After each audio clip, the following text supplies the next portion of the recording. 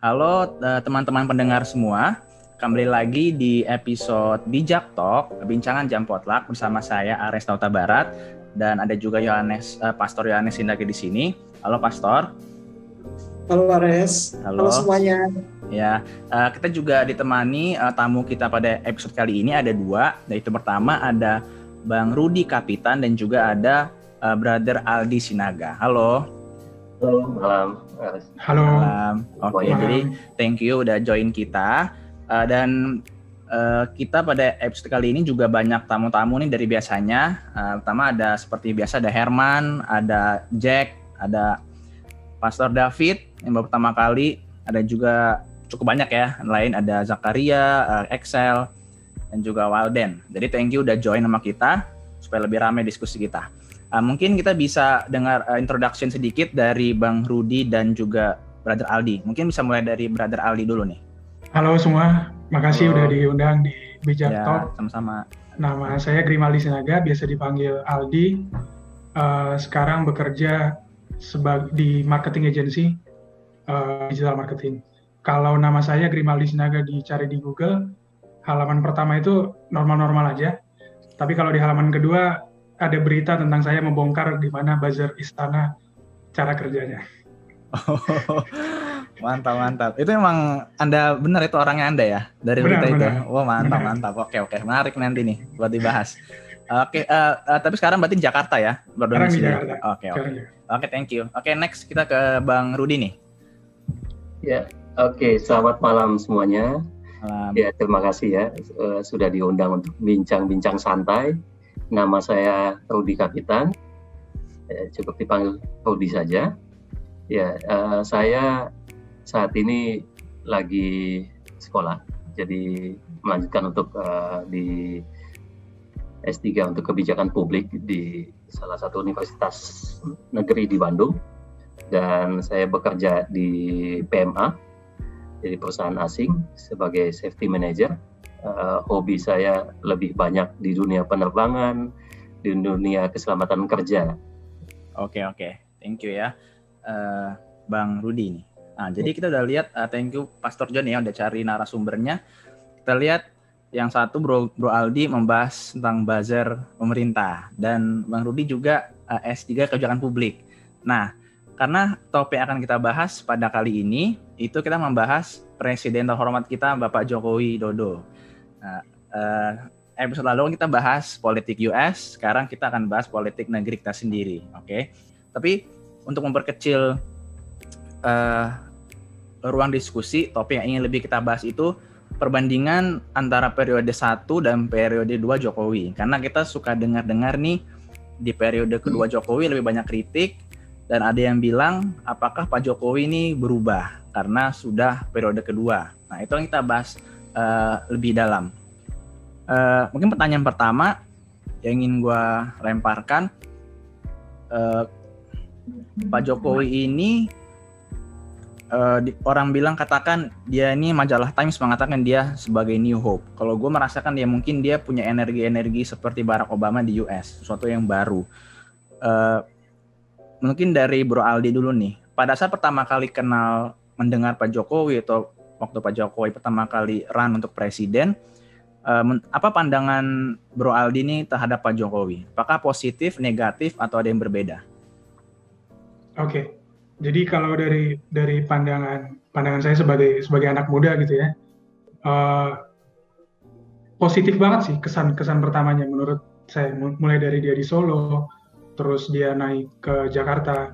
Memang banyak gebrakan-gebrakan baru yang dia buat di level kota dan provinsi di DKI Jakarta ya.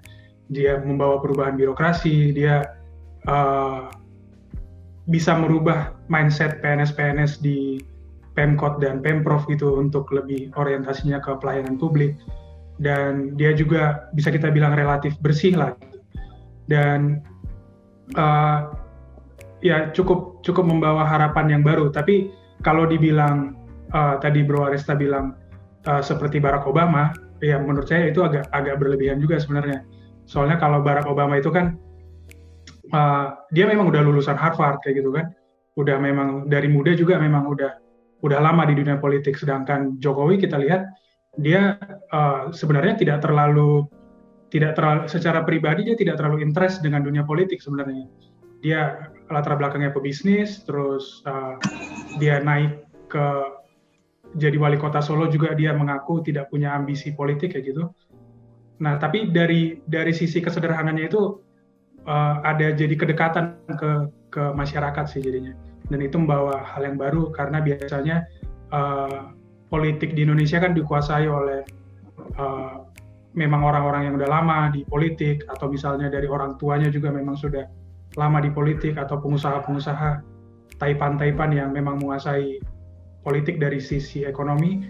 Tapi ada orang seperti Jokowi maksud saya yang biasa saja, lumayan membawa harapan yang baru sih di awal dulu. Oke, thank you, menarik ya. Saya setuju juga sih. Yang saya rasakan juga pertama kali research Jokowi itu dengar dia di Gubernur Jakarta, pertama saya dengarnya, bukan pas di Solo. Saya cek, oh ternyata pebisnis, dan juga menarik dia lumayan start dari bottom lah ya, dari Solo dulu, ada bertahap gitu, dia nggak langsung presiden atau langsung itu. Nah mungkin dari Bang Rudi nih, apakah ada pandangan lain pertama kali melihat Pak Jokowi gimana? Iya, Pak Jokowi, kalau kita lihat awal mula itu, kalau kita sebagai anak muda kalau lihat Pak Jokowi itu membumi, sifatnya dia membumi. Iya, jadi kalau kita mau lihat secara umum, kalau di media massa itu kan dia ya kelihatan muda, terus ya bersih lah. Jadi tidak ada sesuatu yang seperti ya punya jabatan apa yang tinggi sebelumnya. Ya santai saja, maju tuh santai, kebiasaan belusukannya itu masuk kemana-mana ya, sampai ke semua warga, mulai dari yang paling bawah sekalipun warga miskin. Jadi orang senangnya lihat karena sifat membuminya itu. Jadi ya, dia melihat ke bawah gitu. Jadi sedangkan kita di Indonesia tuh bukan memang pemilih muda kan paling banyak. Jadi orang lebih suka yang gaya kepemimpinannya seperti itu. Jadi lebih turun langsung ke lapangan.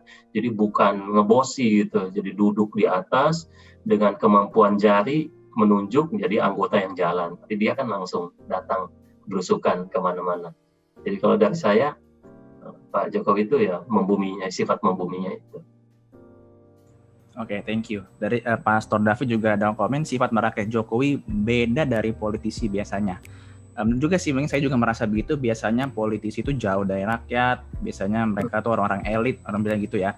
Dan saya sih kayaknya pertama kali deh melihat presiden dengan gaya seperti itu.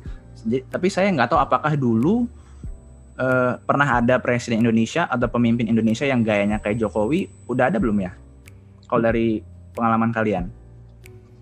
Pak Gus Dur. Oke, Pak Gus Dur ya. Oke, benar sih ya. Oke, tapi Pak Jokowi mungkin lebih muda, lebih aktif ya, lebih sering turun ke lapangan gitu ya istilahnya. Betul. Kalau Pak Jokowi ya. Oke. Nah, pertanyaan selanjutnya kita akan bicara tentang mungkin polisi. Gue nggak tahu seberapa banyak kita di sini mengikuti polisi Jokowi. Coba mungkin dari Bro Aldi dulu nih. Kita bicara pada saat periode pertama. Jadi pertama kali jadi presiden, apa sih hal-hal yang lu ingat dari polisi atau yang dilakukan Presiden Jokowi ke Indonesia? Kalau secara polisi, jujur nggak ada yang terlalu memorable juga ya sebenarnya di periode pertama itu. Dia kan memang masih kelihatan masih meraba-raba kayak gitu juga, karena dia pasti level provinsi dengan level negara beda kan.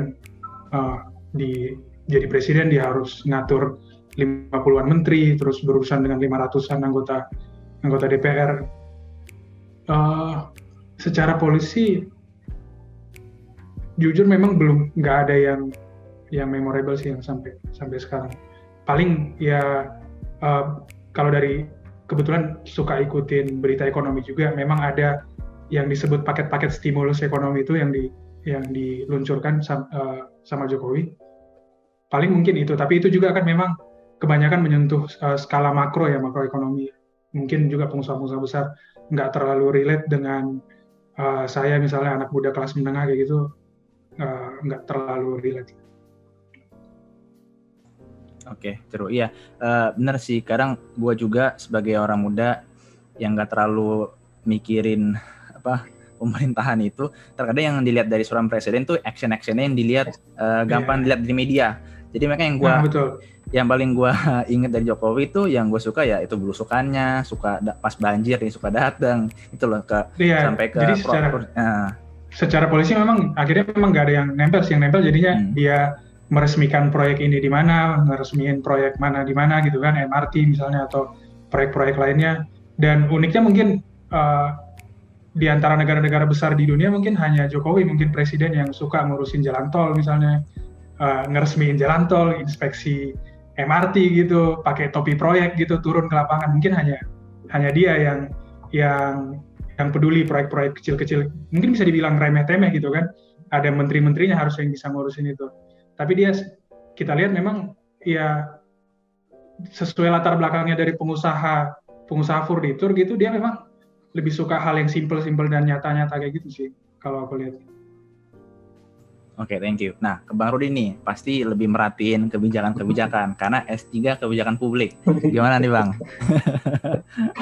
Iya, kalau Pak Jokowi di awal masa pemerintahannya itu kan kita kenal dengan nawacita itu.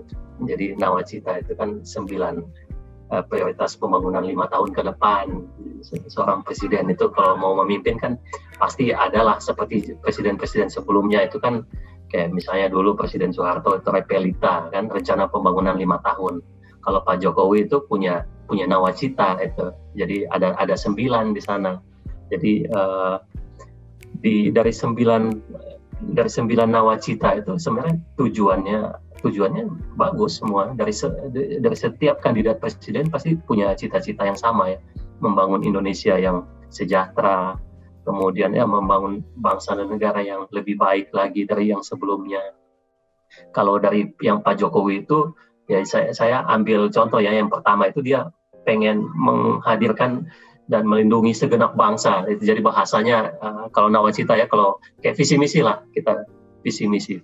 Seseorang itu kalau mau maju, jangankan presiden ya, ketua OSIS saja, kalau mau maju itu dia harus menunjukkan programnya apa, visi misinya apa. Nah, Pak Jokowi itu terkenal dengan nawacitanya itu. Dan nawacitanya ini ya kalau dilihat ya itu bagus sih, dia memberikan ya seseorang pengen angan-angan sesuatu yang baik. Jadi misalnya kalau Bang Aris kita jagokan sebagai wali kota misalnya Bekasi atau Jakarta gitu ya, pasti kita teman-temannya itu bikin yang kayak gini, jadi menghadirkan sesuatu yang baik. Jadi Pak Jokowi terkenal dengan nawacitanya. Oke, thank you Bang Rudi. Dan ya sih yang gue inget juga dari Jokowi itu dia banyak pembangunan itu dikatakan Bro Aldi jalan tol, dan di daerah-daerah provinsi yang sebelumnya dibilang tuh belum ada terlalu banyak pembangunan kan, kayak di Papua, di daerah Kalimantan gitu ya. Itu sih satu hal yang gue inget ya. Oke. Itu nawacita ketiga itu. Itu part dari nawacita ya, betul. Oke, belajar baru nih. Mungkin kita dengar suara dari pendeta nih, Pastor John. Kalau pandangan dari seorang pendeta melihat Pak Jokowi ini gimana nih, Pastor John? Nah, kalau dari pandangan saya sih tentang Jokowi, waktu itu kan saya di Filipina kan waktu Jokowi periode pertama, dan saya memang kagum ya lihat konsep nawacitanya dia dan bagaimana pembangunan itu dilaksanakan di mana-mana. Contohnya kayak bandara internasional kan bertambah kan Pak Kapitan kan sepanjang pemerintahan Jokowi, dan banyak fasilitas-fasilitas publik itu yang memang improve luar biasa, terutama ketika waktu juga Ahok menjadi gubernur. Itu kalau dengan kacamata saya ya, karena saya adalah orang yang tinggal di luar. Dan memang waktu itu memang di awal-awal itu kayaknya media itu masih cenderung positif sama Jokowi, saya nggak tahu ya, tapi dari apa yang saya lihat di koran dan juga di YouTube juga, media-media di periode pertama itu cenderung positif sama Jokowi. Itu kalau dari saya secara pribadi, dan fakta bahwa dia tuh bangkit dari pegawai biasa tanpa ikatan oligarki itu luar biasa. Itu sama itu. Jadi ketika dia menjadi presiden, dia seakan-akan bilang sama semua orang, kalau lu nggak perlu jadi anak tentara, nggak perlu jadi anak presiden, nggak perlu jadi anak politisi untuk jadi presiden. Nah itu yang digaung-gaungkan. Itulah pekabarannya. Ya. Itulah kenapa Kenapa dia dibilang sebagai a new hope? Karena memang kan kalau Soekarno itu memang kalau nggak salah itu dia itu memang dari kalangan atas. Soeharto mungkin enggak, tapi istrinya kalau nggak salah dari kalangan bangsawan dia. Dan lagi pula dia kan adalah latar belakang jenderal kan. Kemudian Habibie juga begitu ya, dan yang lain-lainnya. Jadi kisah Jokowi ini memang benar-benar sesuatu kisah yang bisa disimpulkan dari kayak from zero to hero sih kalau menurut gue sih. Dan inilah yang membuat dia itu bisa menggait voter di awal-awal. Begitu. Sedangkan kan kalau Prabowo dulu kan ini memang dari kaum oligarki. Jadi kontras inilah yang membuat orang-orang itu tertarik sama Jokowi di awal-awal. Itu kalau menurut gue. Oke, thank you. Nah, tadi karena kita akan bahas ini perbandingan periode 1 dan 2 Jokowi. Dan dari yang udah kita diskusikan, ini gue bisa menyimpulkan pandangan kebanyakan orang dan kita semua di sini, periode 1 dan bagaimana Jokowi mengawali pemerintahannya itu semua dalam perspektifnya bagus di mata orang ya. Dari background-nya dia, dari apa yang udah lakukan sebagai pemimpin. Nah, jadi gue ingin tanya sebelum kita lanjut, apakah menurut kalian puas dengan periode pertama Jokowi? Mungkin gue dari Bro Aldi dulu nih. Oke. Kalau dibilang puas, mungkin awal-awalnya puas ya. Tapi setengah periode ke belakang sampai tahun 2019 itu memang makin kelihatan kalau menurut saya Jokowi kesulitan untuk mengubah nawacitanya itu jadi program-program yang nyata kayak gitu. Memang tadi seperti kata Bang John, dia from zero to hero. Dia bisa kita bilang tanpa modal apa-apa gitu, hanya dengan kerja keras dan kebersihannya gitu dan niatnya untuk jadi pelayan masyarakat bisa mengantarkan dia ke jadi presiden. Tapi itu dia jadi presiden itu satu hal, tapi dia bisa bekerja sesuai dengan yang dicita-citakan dari awal itu udah hal yang berbeda menurut saya. Kelihatan di tahun-tahun pertamanya dia mulai kelihatan kalau dia tidak bisa mengontrol lagi misalnya menteri-menterinya atau bahkan partainya sendiri, PDIP, dia nggak bisa kontrol lagi di parlemen kayak gitu. Banyak kebijakan-kebijakannya malah dari PDIP sendiri yang tidak sesuai dengan visi misi presiden kayak gitu. Dan akhirnya kita lihat puncaknya adalah saat kasus Ahok kayak gitu.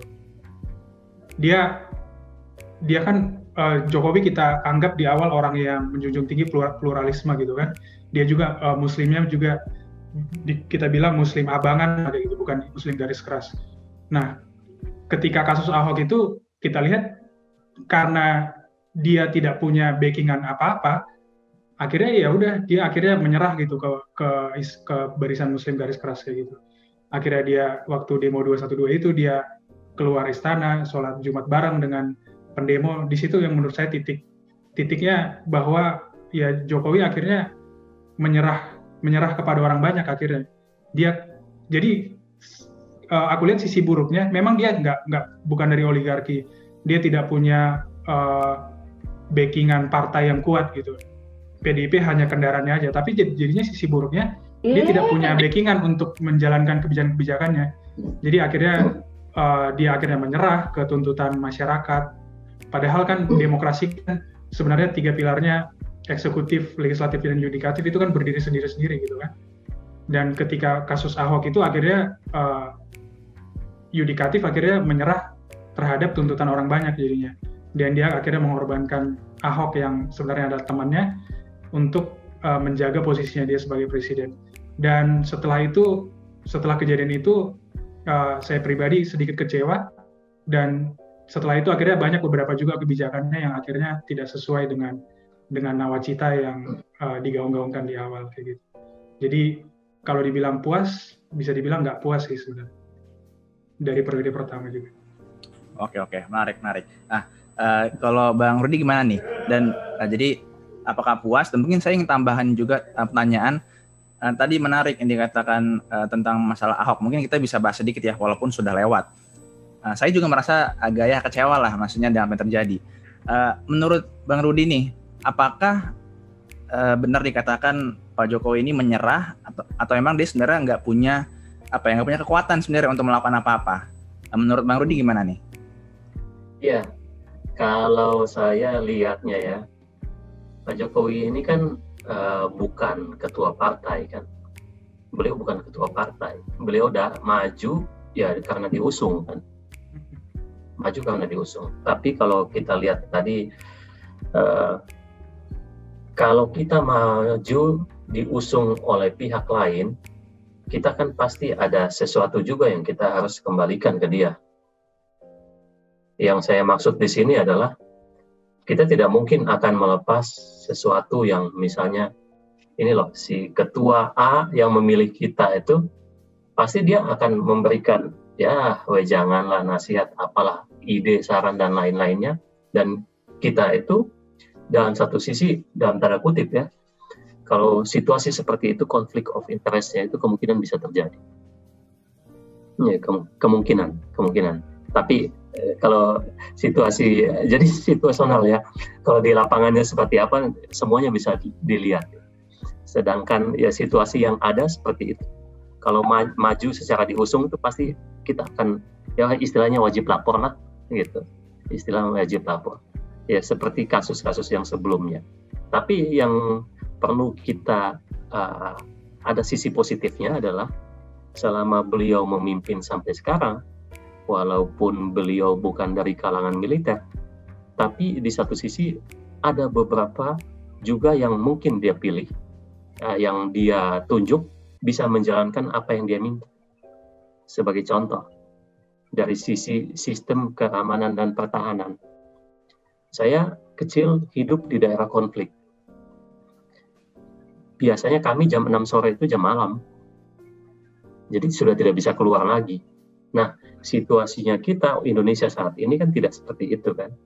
Secara garis besarnya, sistem keamanan pertahanan tuh masih dalam batas-batas normal lah. Ya, jadi kita masih ya dalam status aman lah. Itu yang pertama.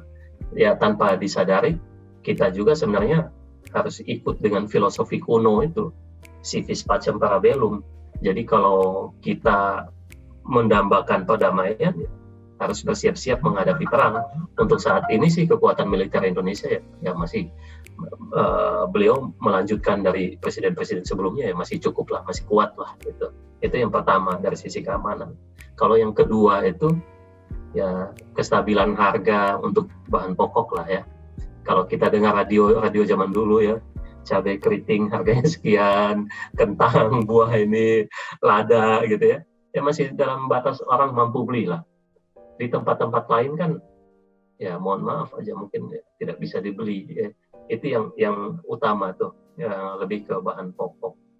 Yang ketiga tuh kalau kita lihat situasinya adalah ada kebijakan bahan BBM satu harga ya. BBM satu harga tuh ya saya belum mencapai tempat yang seperti di Papua, mungkin di Ambon, tapi saya pertama ditugaskan di tempat-tempat terpencil di Sumatera dan Kalimantan, dan ya memang sebelum-sebelumnya itu memang harga bahan bakar minyak tuh lumayan ya dahsyat ya. Jadi itu juga salah satu ya masih bisa dijaga lah, itu yang penting masih bisa dijaga. Kemudian yang keempat itu yang terakhir dari sisi membuka daerah terluar tadi. Ya, jadi masih dulu tuh presiden-presiden sebelumnya sudah membangun juga membangun pos-pos perbatasan. Seperti dulu saya di Timur kita punya pos perbatasan di setelah Atambua itu ada yang namanya Batu Gede. Batu Gede itu dulu tempat dari penjajahan mulai dari Jepang, Portugis sampai Belanda itu ada tempat khusus lah. Jadi tempat-tempat terluar itu sejak periode presiden yang sebelumnya juga sudah mulai dibuka, dan Pak Jokowi melanjutkan itu apa yang sudah dilakukan oleh presiden-presiden sebelumnya. Jadi itu yang penting, 4 poin dari saya tuh yang supaya ya kestabilan ekonomi jalan, 4 poin itu penting sih. Oke, thank you Bang Rudi. Nah, mungkin terakhir nih untuk saya ingin dengar dari Pastor David nih, pendeta yang juga banyak ngikutin politik setahu saya nih. Gimana nih pandangan tentang periode 1 dulu nih, periode 1 Pak Jokowi menurut Pastor David? Sebelum kita lanjut ke periode kedua. Padahal saya hanya ingin mendengar loh. Tapi terima kasih banyak. Nggak boleh. Dan salam kenal Bang Rudi Kapitan. Ya. Terima kasih atas kesempatannya. Dan juga Pastor Yohanes, Aresta, dan juga rekan-rekan sekalian. Saya termasuk pendukung Jokowi, tapi semakin hari saya semakin objektif melihat kepemimpinan beliau. Dan sebagai pendeta saya tidak bisa endorse beliau. Karena saya meyakini profesi saya, tapi saya tetap semakin hari semakin mengevaluasi juga apa yang menjadi keputusan dari pemerintahannya, administrasinya. Dari periode pertama, kalau saya melihat, memang ada yang positif, ada yang negatif. Semua pemerintahan pasti ada sisi gelapnya, sisi kekurangannya. Dan fakta yang menarik memang dia tidak cukup banyak meraup suara pada kemenangan di periode kedua. Hanya selisih 1-2%, menandakan bahwa memang dia tidak banyak menggait suara yang di luar dari kemenangan dia periode pertama. Mengingat juga lawannya sama, dan isunya kurang lebih juga hampir sama dimainkan. Isu agama, lalu kemudian isu SARA yang juga bisa kurang lebih mengganggu. Tapi saya lebih menarik untuk mendengar dari Bang Rudi dan juga mungkin dari Grimaldi di sini mengenai kebijakan publiknya. Karena di bagian politik, saya rasa cukup sulit untuk kita mengukur kapasitas Jokowi yang bukan ketua umum partai, bukan seorang yang dari latar belakang borjuis, bukan dari yang memiliki kemapanan, bukan bagian dari politik, bukan dari bagian elit politik. Tetapi saya meyakini apa yang dituliskan oleh majalah Time, A New Hope. Maybe it's not really new and it's not really a big new hope, but slightly. Mungkin minimal ada sedikit hope yang bisa kita lihat. Karena yang saya bisa komentari sampai saat ini, ada harapan setelah 2024 sistem politik kita akan sedikit lebih baik dari 10 tahun ke belakang atau mungkin 20 tahun ke belakang. Saya tidak tahu kalau Bang Rudi akan setuju atau rekan-rekan sekalian akan setuju, tapi saya melihat dari keterpilihannya Jokowi selama minimal 10 tahun ini, atau bahkan 5 tahun, lahir pemimpin-pemimpin baru. Dan dimulai dari Jokowi Ahok di DKI, saya rasa saya dan Pastor John juga sempat sepakat waktu itu kalau kita melihat peta politik di kacamata orang Advent itu berbeda semenjak Jokowi Ahok terpilih. Dan kacamata politik dari bagian general juga, landscape-nya berubah. Pemimpin lebih merakyat, pemimpin dituntut lebih transparan, dan seterusnya. Jadi tetap ada harapan, tapi walaupun itu tidak seperti membalikan telapak tangan. Tentu masih ada banyak isu-isu yang perlu untuk diselesaikan dari pemerintahan Jokowi. Tapi saya tadi tertarik mendengar isu tentang Ahok. Tadi Aldi coba angkat juga isu ini. Bisa kita lihat dari kacamata hitam putih. Itu kompleks sekali, sangat kompleks. Kalau Jokowi salah memutuskan, bisa saja nasibnya seperti Gus Dur. Dia tidak akan bertahan lama. Bisa saja nasibnya pun seperti Soekarno mungkin ketika dia dipolitisasi dan seterusnya. Padahal bukan keinginannya untuk itu. Itu adalah masalah politik. Jadi memang kebijakan publik dan politik ini kesulitannya adalah ketika kita melihat dari sisi yang objektif, dari hal yang paling objektif. Karena kalau ini bercampur baur, bisa saja kita melihat lebih ke sisi politisnya. Begitu juga pula isu saat ini, isu agama, isu SARA, Rizik pulang, walaupun tidak langsung berkaitan dengan bagaimana cara kita bangkit dari resesi ini. Karena itu yang lebih substansial daripada kita berpikir tentang bagaimana baliho itu harus diturunkan, ya, baliho organisasi massa tertentu dan seterusnya. Jadi saya tertarik untuk mengikuti diskusi ini dari Bang Rudi dan Aldi dan juga Bang Ares. Saya percaya kita bisa melihat dari sisi politiknya dengan terpisah dari sisi kebijakan publik. Itu dulu. Oke. Thank you, Pastor David ya. Oke, kita udah banyak bahas periode 1. Dan tadi gue juga mulai dengar selama periode 1 ini mulai berakhir, orang-orang ada yang merasa tidak puas, ya. Nah, kita masuk ke periode 2 nih. Gue nggak terlalu ngikutin kembali, tetapi yang berita-berita yang sering gue dengar akhir-akhir ini itu demo di Indonesia. Kayaknya udah ada sekitar 2 atau 3 demo yang gue dengar beritanya, yang KUHP, KPK itu dulu, dan sekarang itu Omnibus Law. Jadi pertanyaannya, apakah menurut kalian di periode kedua ini ada perubahan? Pertama, apakah karakter Jokowi itu berubah? Dalam artian, ada orang-orang mengatakan absolute power itu corrupt you absolutely. Jadi karena Pak Jokowi walaupun mulai dari bawah, tetapi sudah 1 periode merasakan kekuasaan, dan sekarang apakah periode 2 dia berubah nih? Seperti orang banyak menuduh, mantunya dan anaknya sudah mulai maju.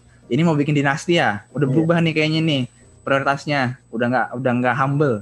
Nah, mungkin aku tanya dulu ke Bro Aldi nih. Pandangan Bro Aldi gimana nih dengan statement ini tentang karakter Pak Jokowi periode 2? Oke, sebenarnya kalau dibilang Jokowi berubah, nggak berubah sih kalau menurut saya. Tapi malah makin lama memang makin kelihatan siapa Jokowi sebenarnya kayak gitu. Jadi memang ya Jokowi yang sekarang sebenarnya Jokowi sebenarnya. Kalau kita lihat memang saya baru baca buku Man of Contradiction, ini bahas tentang Jokowi, ditulis sama Ben Bland. Dia mantan koresponden Financial Times di Indonesia. Dia sekarang udah nggak di Indonesia lagi. Jadi judulnya Man of Contradiction. Jadi memang Jokowi ini banyak kontradiksinya kayak gitu. Di awal kita lihat dia mengatakan tidak ambisius kayak gitu, tapi ternyata sekarang misalnya malah anak-anaknya kita nggak tahu ya siapa itu didorong oleh Jokowi apa keinginan mereka sendiri kayak gitu. Tapi kelihatan mau membangun dinasti kayak gitu. Terus Jokowi kita harapkan membawa demokrasi yang lebih sehat gitu, tapi ternyata misalnya banyak pengkritiknya malah dibungkam kayak gitu. Memang banyak kontradiksi yang akhirnya kelihatan makin jelas, terutama di periode kedua ini. Yang paling terakhir yaitu yang misalnya sebelum Omnibus Law KPK itu, kita anggap Jokowi membawa angin segar untuk pemberantasan korupsi gitu kan di Indonesia.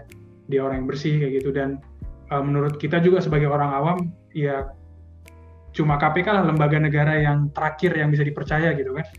Dan udah itu lembaga terakhir terus dilemahkan lagi sama pemerintahan Pak Jokowi. Jadi memang kembali tadi yang saya katakan di awal, di periode ke-1 dia kelihatan memang kalau menurut saya kurang mampu untuk menguasai elit-elit politik. Di periode kedua ini makin kelihatan kalau dia memang tidak berdaya lagi kayak gitu. Tapi di bukunya Man of Contradiction ini juga kita diajak untuk berpikir dari sisi Jokowi sebagai pengusaha furnitur gitu. Cuma 9 tahun butuh dia dari 2005 jadi wali kota Solo untuk ke 2014 jadi presiden Indonesia kayak gitu. Nggak mungkin dalam 9 tahun ada orang yang bisa langsung berubah banget kayak gitu kan. Jadi kalau kita lihat dari dia di Solo juga memang dia gaya berpolitiknya memang politik yang praktis-praktis saja. Kalau menurut si Ben Bland ini, nanti mungkin Pak Rudi bisa tanggapin juga ya. Jokowi sebenarnya nggak punya grand design kebijakan publiknya, dia nggak punya grand design politiknya. Tapi ini juga sebenarnya buah dari gaya politik Indonesia juga sih. Saya nggak tahu di podcast sebelumnya bahas politik US gitu kan. kalau politik di Amerika jelas gitu, Demokrat aliran politiknya apa, kebijakan-kebijakannya juga udah ketebak lagi gitu, Republikan juga udah ketebak kayak gitu. Sedangkan di Indonesia misalnya partai-partai nasionalisnya juga nggak nasionalis juga, misalnya partai-partai Islamnya juga malah kampanyenya misalnya PKS yang kita bilang partai Islam, kampanyenya dulu untuk membebaskan pajak motor kayak gitu, yang atau SIM seumur hidup yang nggak ada hubungannya sama ideologi Islam mereka gitu. Jadi memang politik di Indonesia dan demokrasi di Indonesia masih sebatas, kalau menurut saya ya transaksional aja kayak gitu. Dan dari Jokowi yang latar belakangnya pebisnis, dia pasti pebisnis pengennya kejelasan kebijakan tentang bisnis kayak gitu kan. Terus infrastruktur yang bagus supaya barang-barang jualannya bisa didistribusikan dengan baik. Makanya dia fokus ke jalan tol kayak gitu kan.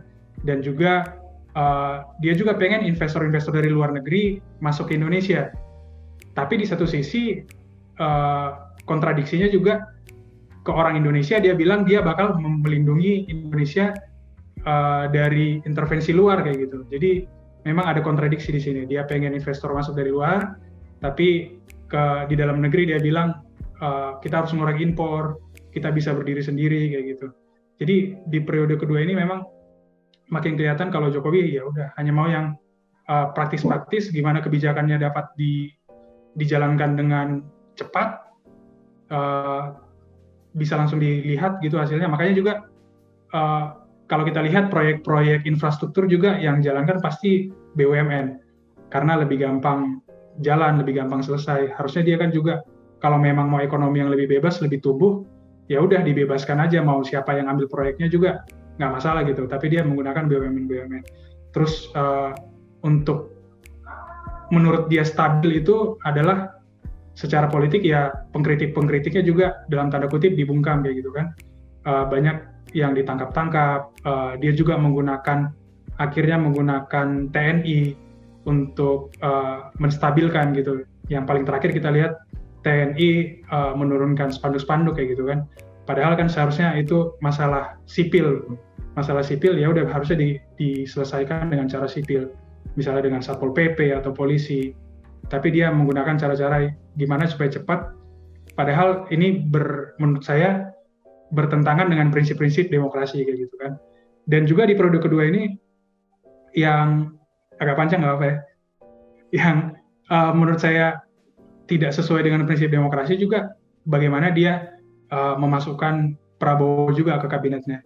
Salah satu yang penting di demokrasi itu kan juga ada oposisi yang sehat juga kan.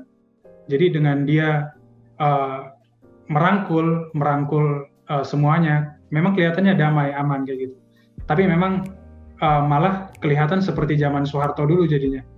Dia semua di parlemen mendukung Jokowi, media-media juga akhirnya semua mendukung Jokowi. Haritanu yang sebelumnya oposisi dari Jokowi, tapi karena ada kasusnya, dia akhirnya mendekat ke Jokowi, kasusnya aman kayak gitu. Nah ini sih, jadi kalau Jokowi bercita-cita untuk memberikan kepastian hukum supaya pebisnis mau masuk ke Indonesia, tapi ternyata di satu sisi dia juga menunjukkan gimana kalau hukum di Indonesia ini bisa diatur kayak gitu kan. Jadi makin kelihatan, kalau menurut saya periode kedua ini memang makin kelihatan Jokowi seperti apa aslinya. Dan memang ya kalau dibilang dibandingkan dengan Soeharto, dia bukan Soeharto juga kayak gitu kan. Dia masih bisa kita bilang jauh lebih bersih lah dibanding Soeharto. Tapi memang karena dia tidak punya grand design juga tentang kebijakan-kebijakannya, akhirnya jadinya dia menggunakan berbagai cara gitu untuk supaya ada legasinya lah di periode kedua ini. Dan dia juga yang saya masih ingat, dia bilang periode kedua dia nggak ada beban kayak gitu kan. Nah, belum ada kelihatannya tuh artinya nggak ada beban itu. Malah dia kelihatan semakin mundur dari periode pertama. Dengan masalah COVID juga dia di awal kelihatan menutup-nutupi gitu untuk atas nama kestabilan, nggak mau orang panik, tapi akhirnya malah lebih parah dan menunjuk bukan orang yang tepat untuk menangani COVID kayak gitu. Dan ya periode kedua memang menurut saya masih belum ada yang positifnya sih, malah makin mundur dari periode 1. Oke, mantap, komprehensif sekali dari Bro Aldi nih, sangat informatif. Bang Rudi gimana nih tanggapannya nih, perubahan Jokowi kembali, apakah statement tadi yang disampaikan Bro Aldi, apakah Jokowi mulai memang kontradiktif orangnya, itu bagaimana pandangan Bang Rudi nih? Ya, jadi kita lihat dulu track record sebelumnya ya, yang 5 tahun sebelumnya. Di 5 tahun sebelumnya juga ada kontradiktif juga, gitu. Waktu kebijakan-kebijakan yang tidak populer, anggap dalam tanda kutip seperti itu. Waktu iuran BPJS naik, lalu kartu prakerja yang tidak sukses, lalu ada juga revisi undang-undang KPK dan tolak terbitkan Perpu KPK. Terus ada lagi kebijakan-kebijakan lain di luar itu yang sangat orang kontradiktif lah, misalnya memberikan gerasi ke koruptor. Lalu ada lagi yang orang sangat tidak suka, itu penunjukan sejumlah menteri. Tadi Bro Aldi sudah jelaskan, menunjuk orang yang tidak tepat, itu penunjukan sejumlah menteri, wakil menteri, dan staf khusus. Itu kan heboh banget tuh waktu di awal. Ya, jadi sampai beberapa sesama mereka lah, sesama politisi dari partai A, B, dan C itu, ini kenapa harus ada si wakil menteri ini, kompetensinya apa gitu. Terus staf khusus ini kompetensinya apa? Habiskan uang rakyat saja gitu, dengan tidak ada sesuatu yang bagus lah. Jadi itulah kontradiktif di awal. Nah, kalau yang kedua ini yang tadi Mbak Adi sampaikan, ya itu sudah tidak ada beban lagi ya. Jadi ya nothing tulus lah, yang penting gue kerja gitu. Sebenarnya bukan kayak gitu juga kali. Jadi kita itu contohnya ya, saya ingin mendapatkan satu posisi pekerjaan, misalnya menjadi direktur dari salah satu perusahaan di Indonesia.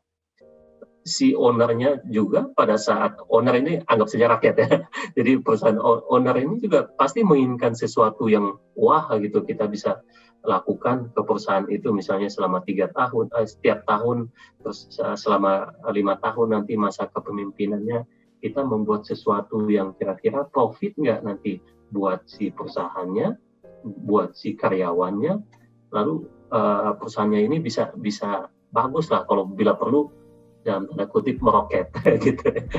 Meroket ini yang jadi viral banget sampai sekarang ya.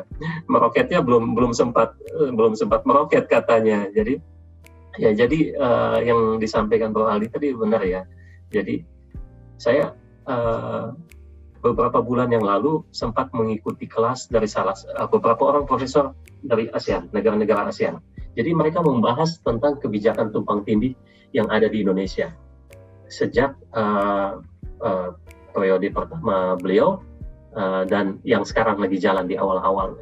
Jadi menurut para profesor itu, kebijakan tumpang tindih ini yang dibuat itu jadi seakan-akan kita itu lost control gitu. Lost control maksudnya adalah presiden sudah tidak bisa lagi mengontrol ini.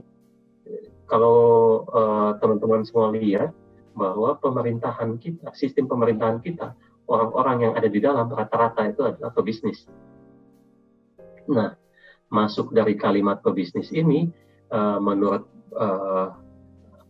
para profesor itu susah bagi beliau untuk memberikan cita-cita. Misalnya cita-citanya Pak Jokowi ini baik, niatnya baik. Di akhir masa kepemimpinan saya ingin membuat sesuatu lah yang bagus, yang bisa tercatat di sejarah Indonesia. Saya itu ya memang betul-betul pro rakyat gitu. Jadi tetapi jangan lupa bahwa beliau naik itu dibantu oleh orang lain, dan dana yang keluar juga tidak sedikit itu, orang-orang yang ada di belakang beliau. Nah, kalau dana yang keluar tidak sedikit itu, kembali lagi dalam tanda kutip tadi Bro Aldi bilang, feedbacknya apa nih? Kan gue udah bantu nih, gue udah bantu. Sisa masa pemerintahanmu apa yang lu bisa kasih ke gue gitu. Nah, seperti contoh yang tadi yang Bro Aldi sampaikan, di pembangunan ya jalan tol apa semua itu ya, kebanyakan memang perusahaan BUMN ya, perusahaan BUMN yang mengerjakan, tetapi jangan lupa orang-orang yang duduk di sana adalah orang-orang yang mengusung beliau, yang membantu beliau gitu. Ya, tanpa disadari muncul dari berbagai macam masyarakat. Wah, berarti ini ungkapan terima kasih ngasih si A untuk duduk di situ, sedangkan si A ini ternyata bukan ahli dalam bidang itu. Itu kesalahan yang sangat fatal menurut para ahli, sangat fatal. Karena apa? Ketika kita menempatkan orang yang salah di orang yang salah di posisi yang benar ya. Jadi itu dampaknya nanti sangat membahayakan dia. Kecuali kalau dia bisa mempertanggungjawabkan bahwa si A ini memang ahli dalam bidang itu. Kita mau menempatkan seseorang di posisi tertentu, itu kan harusnya fit dan proper testnya harus berlapis-lapis. Kita tidak mau departemen itu atau kementerian itu atau badan usaha milik negara ini sampai kolaps gitu. Seperti contohnya Garuda ya, Garuda, PLN, Pertamina. Itu kan di media massa sudah mengumumkan kok, atau tol ya. Tol tiap hari terima duit kok, bangkrut, rugi gitu. Rugi. Tol terima uang rugi, lalu PLN rugi, Pertamina rugi, Garuda rugi. Apa yang salah di sana? Nah, itu. Jadi pertanyaan masyarakat kan kayak gitu. Ya, apa yang salah di sana? Apakah salah dari sisi kebijakannya atau resource-nya yang masuk ke sana, SDM-nya memang bukan ahli dalam bidang itu? Ya memang serba salah ya, menjadi seorang yang di New Hope tadi ya, David bilang New Hope, kita memberikan harapan kepada seseorang itu, kita berharap bahwa orang itu membawa sesuatu yang baru, sesuatu yang bagus kan, tapi di satu sisi dia juga ya pasti ya kalau dari sisi kebijakan publik itu masuknya nanti ke konflik of interest. Sedangkan kalau di kebijakan publik itu kita mau membuat suatu kebijakan itu ada tahap-tahap proses pembuatan kebijakan publik. Yang pertama itu kan penyusunan agenda. Kita harus susun dulu agendanya. Selama saya memimpin ini kebijakan publik apa nih yang mau saya lakukan yang pro rakyat. Terus nanti kalau sudah disusun, nanti kita formulasi kebijakannya, minta pendapat dari para ahli. Jangan ambil keputusan si A saya tempatkan di sini karena like dislike. You duduk sini sebagai staf khusus saya, you bikin ya kebijakan publik. Sedangkan dia bukan ahli dalam bidangnya, dan dia juga tidak meminta pendapat dari akademisi. Berapa ratus profesor yang ada di Indonesia, UI, UGM, UNPAD, apalagi semua universitas yang ada di Indonesia ini banyak pemikir yang bagus. Gitu. Nah, formulasi kebijakannya tidak bagus, pasti formulasi kebijakannya kebijakan yang akan keluar pasti tidak bagus. Yang ketiga tuh adopsi dari kebijakan. Jadi kalau ya kebijakan yang dibuat ini mau kayak gimana sih dari sisi legislasinya, keputusannya seperti apa. Nah nanti setelah sudah adopsi baru kita implementasi kebijakan. Nanti masuk ke kebijakannya diimplementasi. Ini jalan seperti apa nanti adalah badan audit lah. Kita kan ada BPK ya, Badan Pemeriksa Keuangan Jalan, ini bagus kan ini. Jadi tim auditornya, jadi penunjukannya itu dia harus independen. Dia tidak boleh berpihak ke partai A, partai B, partai C, tapi dia harus independen si auditornya. Nanti muncullah penilaian kebijakan itu. Apa kebijakan yang dibuat ini sukses atau tidak. Kan pernah tuh mau naikkan BBM, hari ini naikkan BBM, kebijakannya dibuat, berapa jam kemudian langsung dibatalkan semua. itu kan sesuatu yang membahayakan. Jadi kepercayaan publik itu jadi turun drastis seperti yang tadi Bro Aldi sampaikan. Jadi itu banyak kebijakan-kebijakan yang dibuat. Jadi orang tuh menganggap ini negara atau apa gitu. Jadi itulah yang menjadi hambatan beliau. Jadi konflik of interest, jadi jawaban Bro Aldi tadi ya, konflik of interest ini sulit. Seseorang memimpin kalau dibantu seperti itu pasti konflik of interest akan terjadi. Kata para ahli, jadi seperti itu. Oke, silakan. Oke, menarik. Thank you Bang Rudi ya, konflik of interest. Saya juga ingin minta pendapat nih, Pastor Sarwedi Nainggolan ingin menambahkan. Bisa tanggapannya Pastor Sarwedi ini mengenai yang udah kita bahas? Ya, oke. Tadi sudah banyak dibahas tentang konflik interest. Saya pikir ya itu sudah rahasia umum lah soal itu ya. Karena memang tidak bisa dipungkiri hutan rimbanya pemerintahan itu, hutan rimbanya politik itu tidak bisa dilukiskan lah oleh kita-kita yang tidak berkecimpung di dalam situ. Karena memang pasti dinamikanya sangat berat dan dalam itu. Tetapi yang membuat Jokowi ini berbeda sebenarnya adalah yang pertama, momentum dia untuk muncul. Di momen waktu dia mau muncul itu, ini saya bahas antara yang tadi bahas periode 1 dan periode kedua ini ya.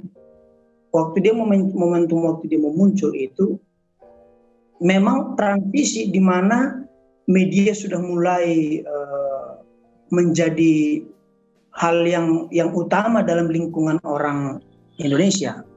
Media waktu ya sudah mulai menjadi konsumsi yang umum begitu kan.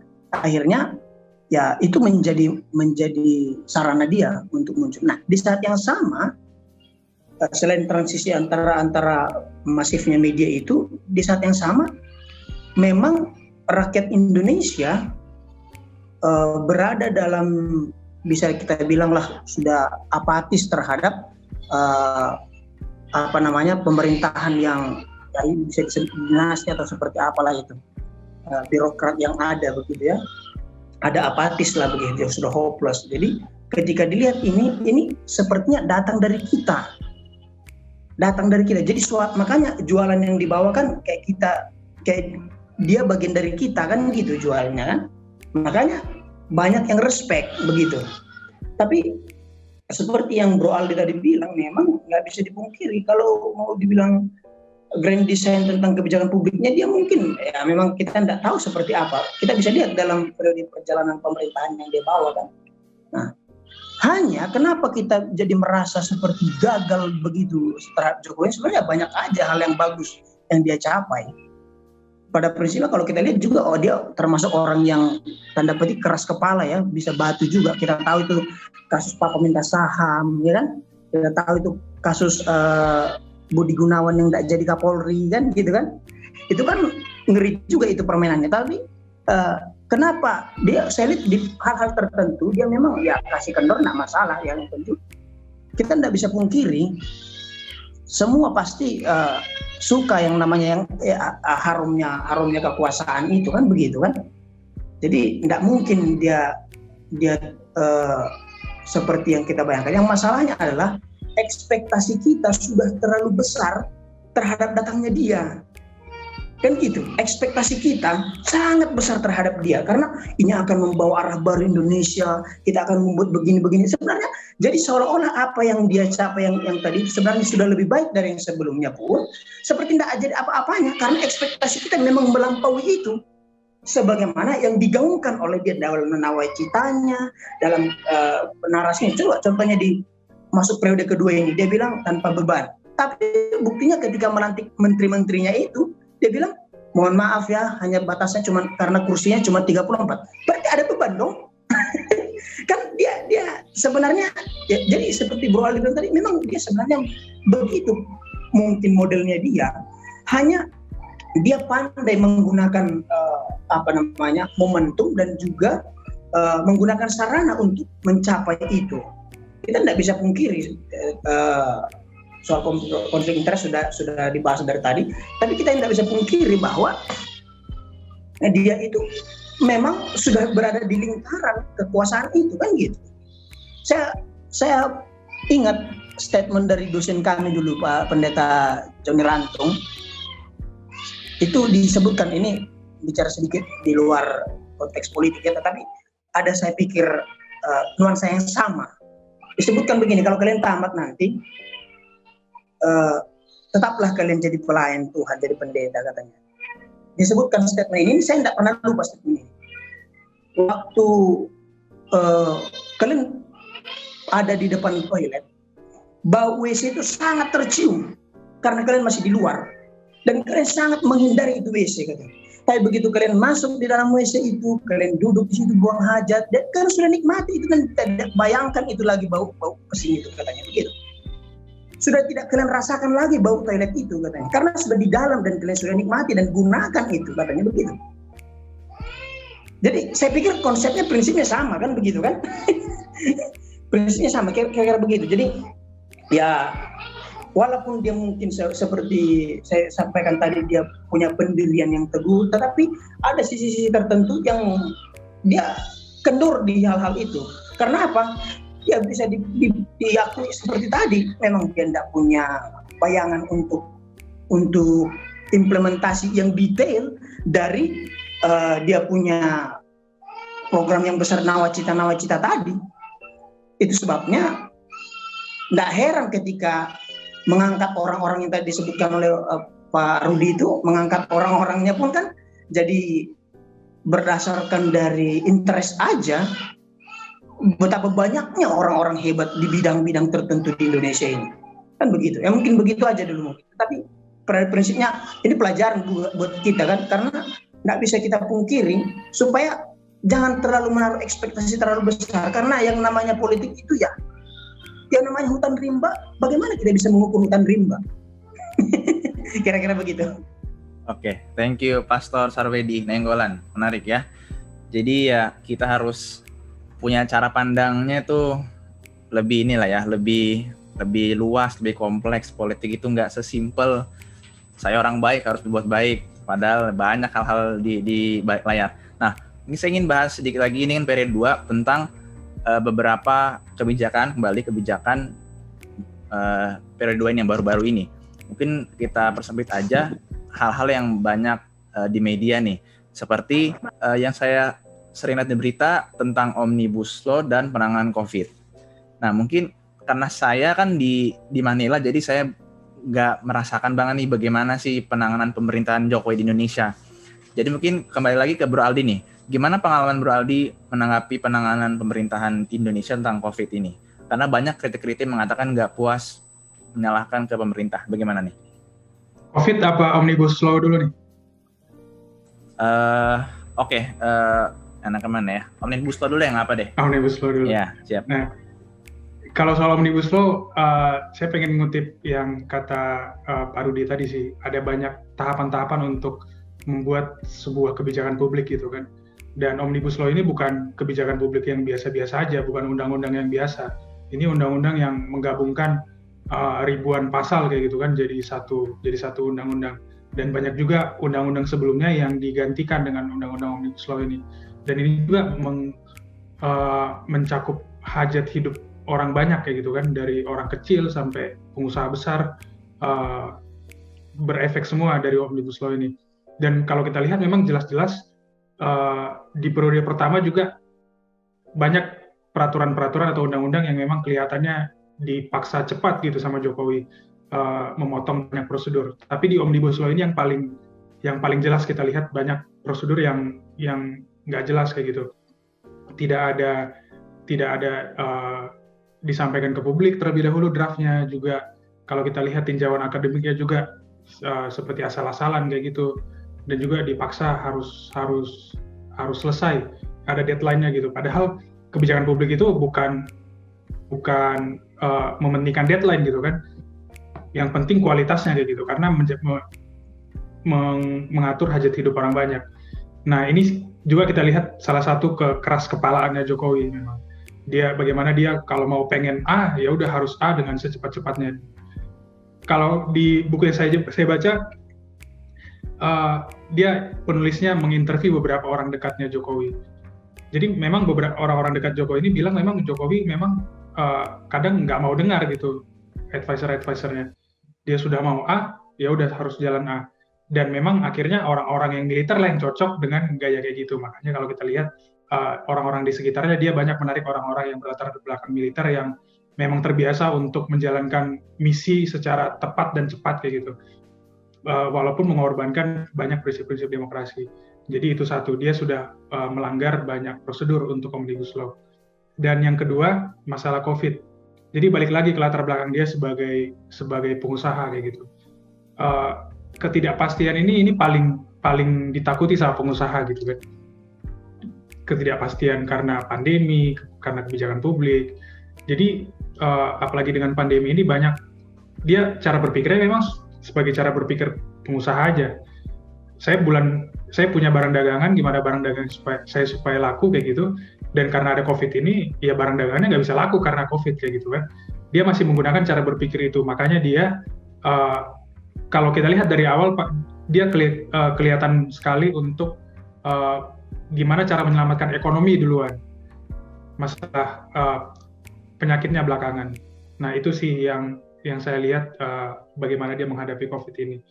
Dia tidak mendengarkan pendapat-pendapat para epidemiolog kayak gitu kan. Dia malah mendengarkan banyak pendapat ekonomi dan dia juga ya udah dengan gaya keras kepalanya juga, dalam 2 minggu harus selesai misalnya, dalam 2 minggu COVID udah nggak ada, dalam 2 minggu semuanya dalam 2 minggu kayak gitu kan, dalam 2 minggu vaksin harus udah dibeli gitu, nggak tahu vaksinnya udah lulus uji klinis atau enggak, yang penting udah di DP kayak gitu kan, yang kita nggak tahu, bahkan ada beberapa negara yang lagi uji klinis malah memberhentikan uji klinis ya kan, karena ada beberapa efek samping. Jadi dia memang di periode kedua ini makin kelihatan bagaimana caranya dia memang. Dia kalau udah pengen A, harus kejadian A dalam waktu secepatnya. Dan kalau kita lihat memang akhirnya demokrasi hanya sebagai cara dia untuk naik ke kekuasaan kayak gitu. Jadi hanya demokrasi hanya sebagai alat kalau saya lihat sih. Jadi walaupun dia harusnya kan dalam proses demokrasi itu kan juga harus kita jaga gitu kan, demokrasi itu bukan hal yang tiba-tiba aja ada demokrasi, mau kita biarin kayak gitu bisa demokrasinya terus. Sama yang kayak dikatakan Kamala Harris di pidato kemenangannya waktu dia menang dengan Joe Biden, dia bilang demokrasi is an act gitu, jadi memang harus diusahakan.